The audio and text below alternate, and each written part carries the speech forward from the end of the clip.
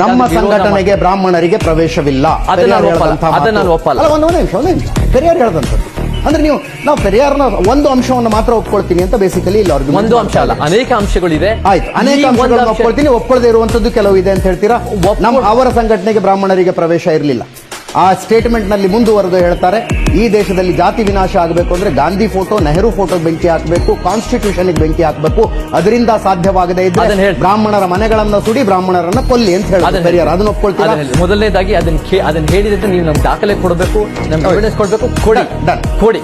ಎರಡನೇದಾಗಿ ನಾವ್ ಯಾರನ್ನು ನೋವು ಮಾಡೋದು, ಸುಡೋದು, ಒಡೆಯೋದು ಪ್ರಶ್ನೆವಲ್ಲ. ಬ್ರಾಹ್ಮಣರು ಬಸವಣ್ಣವರು ಆಗಿದ್ರು ಅಂತ ಹೇಳ್ತಾರೆ, ನಮ್ಮ ಕುದುಮದ ರಂಗರಾವ್ ಆಗಿದ್ರು ಅಂತ ಹೇಳ್ತಾರೆ, ದೊರೆಸ್ವಾಮಿನೂ ಆಗಿದ್ದಾರೆ. ಅವರೆಲ್ಲ ನಮ್ಮ ಹೆಮ್ಮೆಯ ಭಾರತೀಯ ಸಮಾನತಾವಾದಿಗಳು ಅಂತ ನಾವು ಕಾಣ್ತೀವಿ. ಅದು ನಮಗೆ ಹೆಮ್ಮೆಯ ವಿಚಾರ. ಎರಡನೇದಾಗಿ ಕಾನ್ಸ್ಟಿಟ್ಯೂಷನ್ ಸುಟ್ಟಾಗ ಅವ್ರು ಏನಕ್ಕೆ ಸುಡ್ತಾರೆ ಪೀಜಸ್ ಅಂದ್ರೆ, ಅವಾಗ ಅನ್ಟಚಬಿಲಿಟಿ ಅಂತ ಹಾಕಿರುತ್ತೆ ಕಾನ್ಸ್ಟಿಟ್ಯೂಷನ್ ಅಲ್ಲಿ. ಸಂವಿಧಾನ ಬದಲಿಸೋಣ ಅಂದ್ರೆ ಆಕ್ರೋಶ ಆಗುತ್ತೆ. ಸಂವಿಧಾನ ಸುಟ್ಟವರ ಪರವಾಗಿ ನೀವು ಮಾತಾಡ್ತಿದ್ದೀರಿ, ನನಗೆ ಇದು ಆಶ್ಚರ್ಯ. ನಾನು